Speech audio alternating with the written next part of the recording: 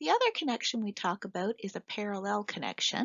So we can have a set of capacitors connected in parallel. What that means is that all of the tops are connected and all of the bottoms are connected. Okay, let's think about what this would mean if you were connecting this in a lab. Let's say that you had one capacitor. You would take a set of blue wires and you would connect it straight to the battery. So the top end of the capacitor is connected to the battery, the bottom end is connected to the battery. That means that the potential across this battery C1, you might call that delta V1, it would have to be exactly the same as that of the battery because it's connected directly to the battery. Okay, what about our next capacitor? We would take that capacitor, this time we might get a set of red wires, and we would connect that directly to the battery. So the two wires will plug in right on top of the blue wires, and now our capacitor C2 is connected directly to the battery, so it must have potential also equal to delta V. So it has the same potential as the battery. Okay, you probably see where this is going. Let's take our third capacitor and a set of green wires, and let's plug that directly into the battery. So now what this means is that C3 is connected directly to the battery. It has the same potential as the battery. Delta V3 equals delta V. All of these wires are connected at the same points, so all of these capacitors have to have the same potential. So this is the feature of a capacitor connected in parallel. They all have the same potential. Okay, what about the charge? When we think about what happens with the charge, so our battery, a set of charge plus Q will emerge from the battery due to the chemical reaction inside the battery. The charge is going to hit this point right here, and then the set of charge, the bunch of protons, it has some choices. It can come down here or it can come straight. The amount of charge that comes down here, we would call this Q1. Okay, and then some of the charge will keep going. Once this amount of charge hits this point, it has another choice. It can keep going or it can go down. The charge that goes down we'll call Q2, and the charge that keeps going is Q3. So the charge on capacitor C1 is Q1. We'll have plus Q1 on the top plate and minus Q1 on the bottom plate. Likewise for our charge Q2, we've got plus Q2 on the top plate and minus 2Q on the bottom plate. And then last, same is true for our charge Q3, plus Q3 on the top, minus Q3 on the bottom. From conservation of charge, we can't create or destroy charge. The total amount of charge put out by the battery must split over those three capacitors. So the charge splits over the capacitors.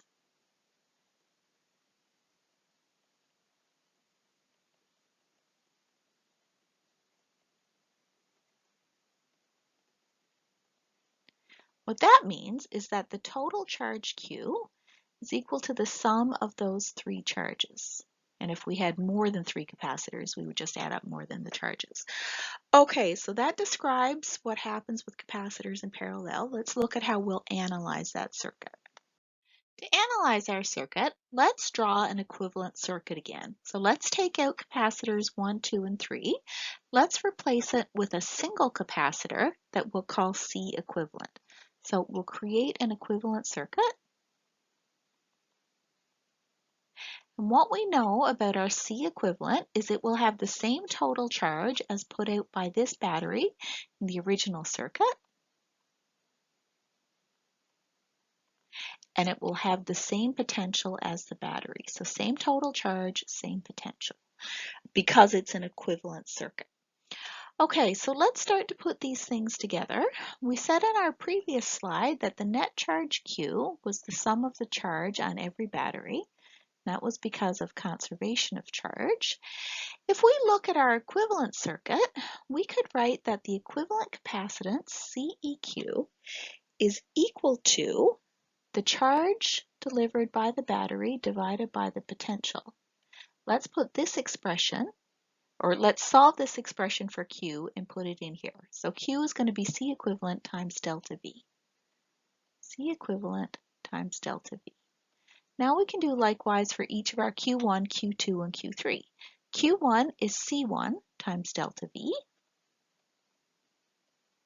Q2 is C2 times delta V. And Q3 is C3 times delta V. We see here in our equation that we have a delta V in every term, so we can divide both sides by delta V. And our result is that C equivalent equals C1 plus C2 plus C3. Put this one in a box because it's kind of important. And this is how we find the equivalent capacitance for a series or for a set of capacitors connected in parallel.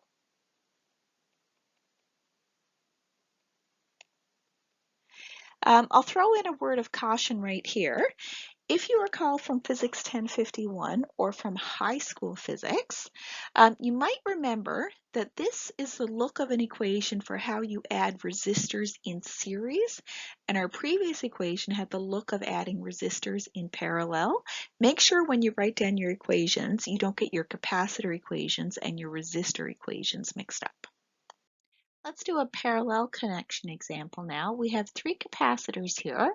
We'd like to find the charge on each of these three capacitors and the potential across it.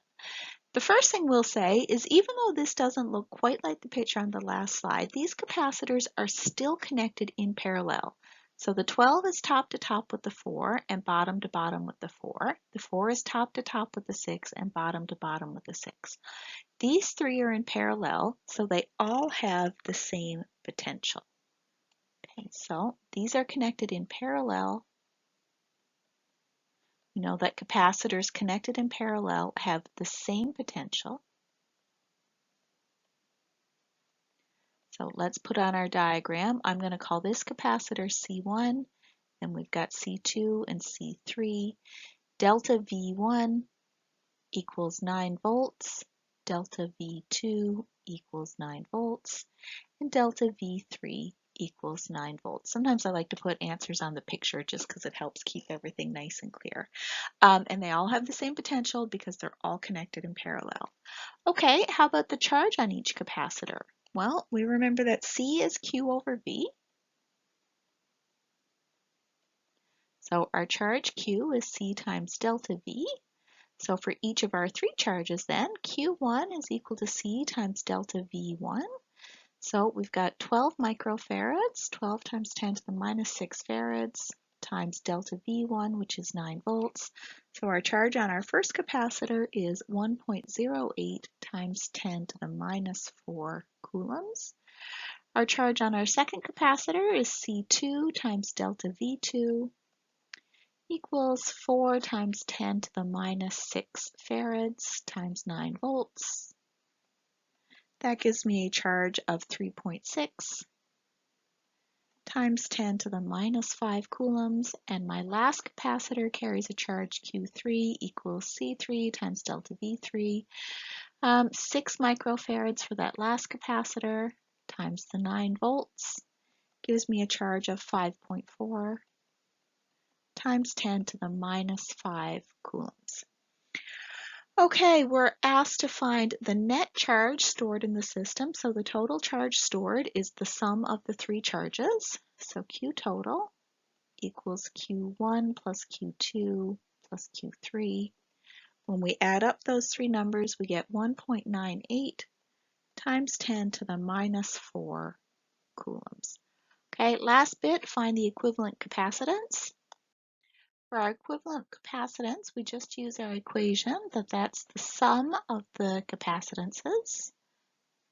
So that's 12 microfarads plus 4 microfarads plus 6 microfarads gives us a total of 22 microfarads, or 22 times 10 to the minus 6 farads.